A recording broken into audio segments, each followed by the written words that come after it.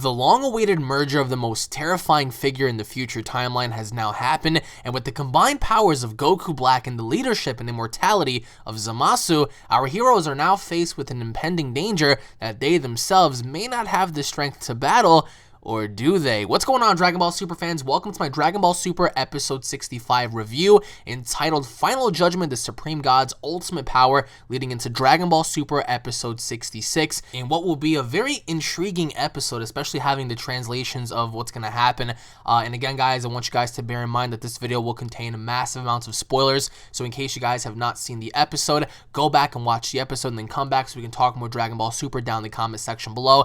Again, guys, quick little plug, if you guys are not subscribed to this channel, then make sure to hit that subscribe button up on your way out of this video, guys. And keep in mind, again, if you guys are not following me on Twitter, make sure to follow me at UnrealEntGaming. That way we can talk more Dragon Ball Super. This was a very, very good episode. I am falling in love with the score for Dragon Ball Super. I think that this arc in particular has one of the best scores of Dragon Ball Super thus far. The tension, the atmosphere, the overall development so far between Goku Black and Zamasu, although some of us have wanted to see more from Goku Black than what we've already seen thus far, I think it's safe to say that at this point we've reached the climax of the arc, and especially having to know what's going to happen during episode 66, I think at this point it's safe to say that this arc is going to be leaning more towards its conclusion. So we start the episode off with Zamasu pretty much trash talking everyone else, talking about his beauty, talking about his power. The animation in this episode was very crisp, by the way, so in case you guys are a bit more curious as to how the animation was flowing in this episode, I didn't really have a problem with it too much. I mean, you guys can't really expect to have movie quality animation, can you? But either way, we start the episode off with Merge Zamasu looking down at everyone. He's smiling with like this evil smile,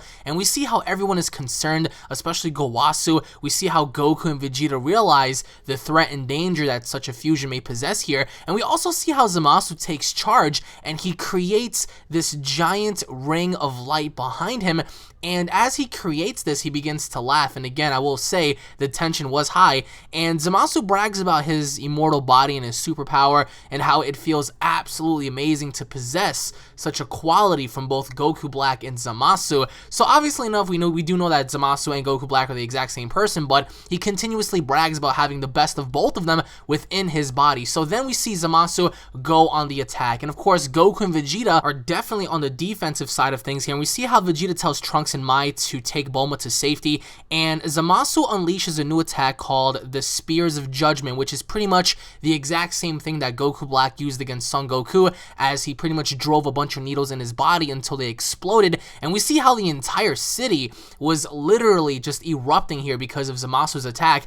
And even Goku pointed out that Zamasu's ki is absolutely incredible, and the people underground can feel, you know, all of this heat and energy that's happening on the surface. And we see how one person, stupidly enough, runs to the surface and he just gets disintegrated. I mean, Yajirobe's down there, and he also witnessed this one person try to flee and go to the surface. Of course, the surface is where the battle is taking place, and as this person stepped on the surface, he just got blown away. So that just goes to show that it's not safe to be on the surface if you're underground, because Zamasu is legitimately destroying everything. That includes buildings and everything around Goku and Vegeta's surrounding area. And we see how Goku and Vegeta are getting pushed back by the Spears of Judgment, because again, every single time they land on down to the ground, they blow up. So we see how we see how Yajirobe is beginning to investigate to see what's going on, but also he notes that as himself, as he goes to the surface, he tries to see what's going on, and he doesn't end up dying, which is pretty funny because the human died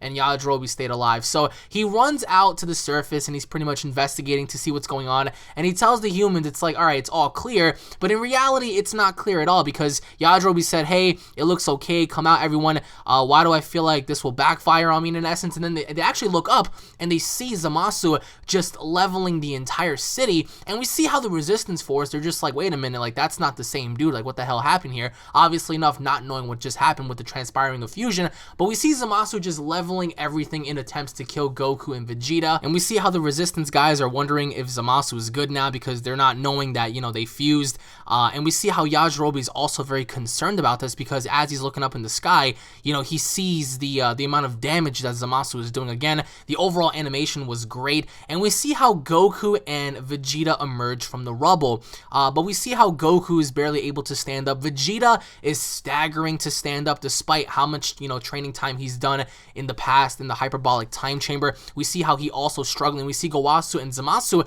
show up right behind Goku and Vegeta, and we see how Vegeta's angry because Zamasu is just playing around with him at this point. He's not really taking anything serious. So that just goes to show that Zamasu is not even demonstrating a small percentage of his power, because all he's doing here is just toying around with Goku and Vegeta, similar to Vegeta with Buhan when Vegeta was toying around with them. So we see how Zamasu has no interest in killing them just yet because he wants to demonstrate his beauty, his perfection. Obviously enough, this guy just keeps bragging about how perfect he is, and we see how Gowasu is actually talking to the Supreme Kai, and he says a whole bunch of talk about how, merged Zamasu is and how strong he's possibly going to be if he unleashes his full power. And we see how merged Zamasu stands over them, and he welcomes the challenge of if anybody is willing to attack him head on. And we see how Goku and Vegeta are a little persistent on this. They're a little hesitant because they don't know what they're truly up against here, but as we all know, they're going to try anyway. But the Kaioshin actually tells everyone, how could you beat him? He's so strong and he's immortal. And Vegeta says, I don't know, but he's not getting away with this. So, we see the Supreme Kai pretty much confirm right then and there that in fact Zamasu is immortal. And we see how somehow Bulma managed to grab, everything from the bunker, and she managed to put it in her pocket, obviously enough, in the form of a capsule, and she throws it and whatnot, so it actually unveils right then and there somewhere far in the distance away from Zamasu. And Trunks says that he'll go back and fight Zamasu while Mai, stays and protects Bulma. So Mai gives Trunks a senzu bean. Now, I don't know if they're going to be foreshadowing this by any chance because of the senzu bean, if something happens to Trunks, of course. But at this point, halfway in the episode, nobody attacks Zamasu. Zamasu was the one to attack first, and he's challenging anyone, like, go ahead, try me if you want to, and nobody seems to take the approach of attacking him first during the first portion of this episode. But then, of course, we see Vegeta be the first one to approach Zamasu with the attack, and Zamasu talks about how the wisdom and power of the universe is within him, and, Vegeta attacks him first, and to no avail. We see how this ring of light behind Zamasu creates, like, this giant phoenix-like, slight of the sky dragon behind him. It was actually kind of weird to see that. It actually reminded me back in Battle of Gods when Goku fought Beerus and they had like those two giant dragons up in the sky. But whatever that phoenix was behind him, whatever that giant bird was, it shot some sort of a purple lightning bolt at Vegeta, and it brought Vegeta down. And as soon as, we see the lightning ball go for Goku, obviously enough, the intent was to hurt Goku as well, but Vegeta was the first one to go down. He was the first one to make the move, and of course, he was the first one to go down right after the electricity shock hit him. And of course, as the lightning bolt strikes Goku, he goes down, and both Goku and Vegeta don't seem to be in their Super Saiyan Blue forms. And Zamasu, prior to that, even forbids Goku, for doing anything, and actually Eddie Ferrism fell well as he gets zapped, where he's standing and he goes down. So we see the entire world here. We see the entire world begin to crumble and shake because of Zamasu's immense power, and we see Goku and Vegeta literally lying in the dirt right now. If there was ever a chance for these two to use fusion, this would have been the perfect opportunity, because going up against an enemy who's able to summon such a phoenix behind him and even try to talk about bearing the power of the universe within his grasp and being able to shake the entire planet, this is an enemy that I don't think Goku and Vegeta can take lightly, especially on a note to where everything is burning. We see how the people are running away. They're literally like running from above ground, trying to escape. We see the kids, how they're about to die and stuff, like some really graphic stuff happening here. And we see how Trunks is trying to save the people as well as he's trying to make his way back to Zamasu. He notices that people are on the ground and he tries to help them out. In a situation like this, it's a crisis and you have no other choice but to, protect the people. And Trunks pretty much tells them to take everyone to Bulma's bunker. And Trunks helps Yajirobe out and he tells him that, to bring them where Bulma and Mai are currently, while he tries to go and hold off Zamasu. So at this point, Trunks is the only person that's mobile enough to, be taking action a part of this. And of course, we see how Goku's hand, it's twitching, it's moving. I mean, they're hurt. These two are definitely hurt to a point where like Goku can barely stand up. And we see how also Vegeta is barely able to stand up as well. Of course, I mean, if there was ever a time for them to fuse, again, very similar to Buhan, this would have been the perfect time. But then we see Goku and Vegeta transform into Super Saiyan Blues and they begin to charge Zamasu. So they actually manage to break the giant phoenix that's behind Zamasu. But of course, as they charge Zamasu, Zamasu, they try to attack him, and that literally failed miserably because as they tried to punch him individually, he grabs their hands and he crushes their fist. It's pretty scary knowing how strong Goku and Vegeta are.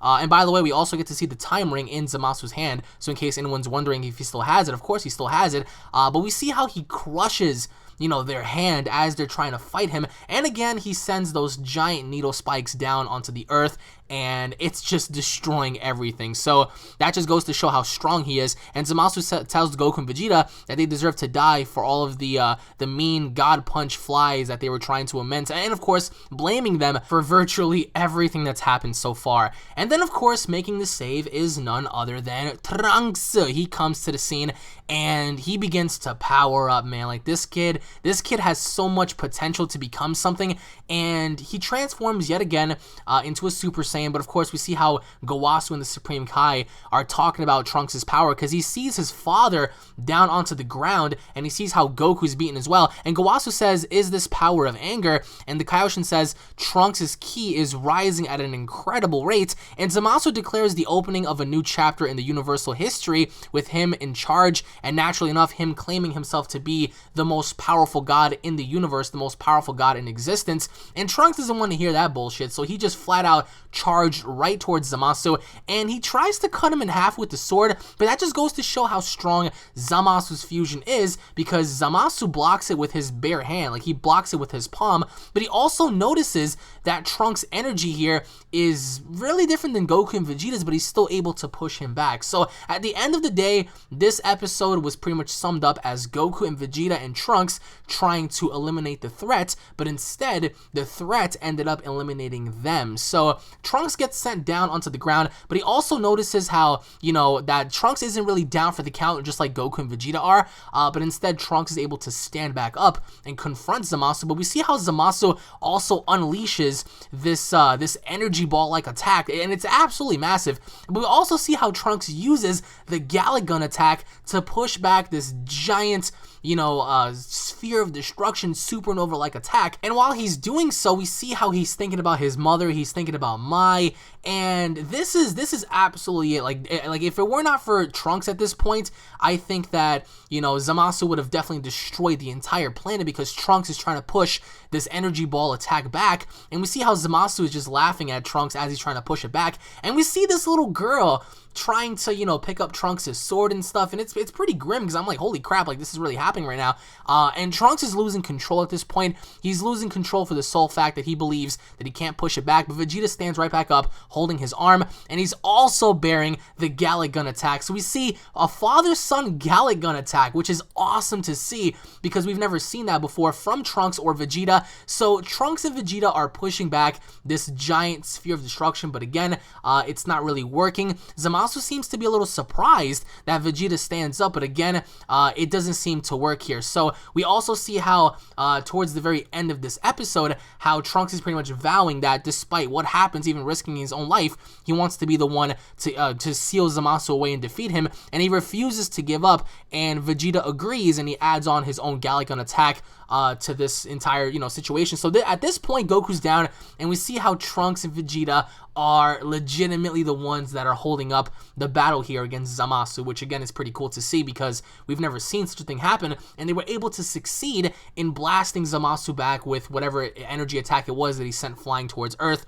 And of course, we see how Trunks and Vegeta are really exhausted after that, and, you know, Vegeta not knowing that, you know, he's still alive, you know, they're talking about, well, you know, we did it this time, but of course they look up in the sky and Zamasu is still there. So shockingly enough, Zamasu is not defeated, but he's just very angry. He's not damaged either. Again, he's just very, very angry. And yet again, as we see Zamasu angry, he launches more lightning strikes towards Trunks and everyone else, and Vegeta gets hit very, very, very bad because Vegeta stepped in the way of trying to save his son, and he gets put down for the count. But then we see how Zamasu attempts the same attack again, and then we have our boy Goku with a ferocious Kamehameha wave, and Zamasu seems like he's not really concerned because he tells them, you know, the Ningen must pay, and Goku says, Zamasu, I will wipe out all of your light that's behind you, and Vegeta says, you know, damn you immortal monster, because Goku vows to destroy the giant ring of light behind him, and Zamasu doesn't really care because he's aiming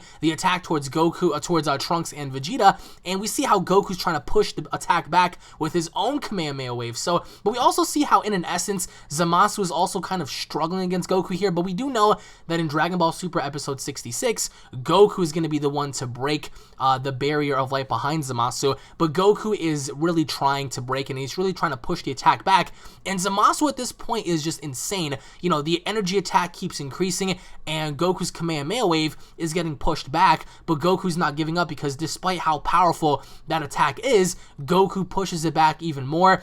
And at that very point, we saw towards the very end of the episode how it just cut off right then and there, and that's obviously going to lead up towards the episode preview and episode 66. So the big reveal towards the end is Vegeta is confirmed, and he fights a freaking final form Zamasu, guys. I'm going to talk more of that in my breakdown. Thank you guys for watching. It's just towards the very end, guys, I had tears in my eyes. But leave your thoughts down below, guys. What did you guys think of this episode? What are your overall pros and cons about this? And what do you guys expect to see in Dragon Ball Super Episode 66? Again, guys, tune in for the breakdown and the official live stream later tonight where we're all going to be interacting together and talking Dragon Ball. I cannot wait to see your overall thoughts in the comment section as we talk live tonight. But let me know your thoughts, guys, on this episode, and how powerful do you guys truly believe Zamasu is? Leave your thoughts down below, guys. Again, thank you all for watching. If you guys are new to the channel, don't forget to subscribe for more awesome Dragon Ball content. If you guys enjoy Dragon Ball, if you guys love Dragon Ball, guys, make sure to slap a like on this video. Tune in for the breakdown, and I'll be seeing you all later. Take it easy, guys.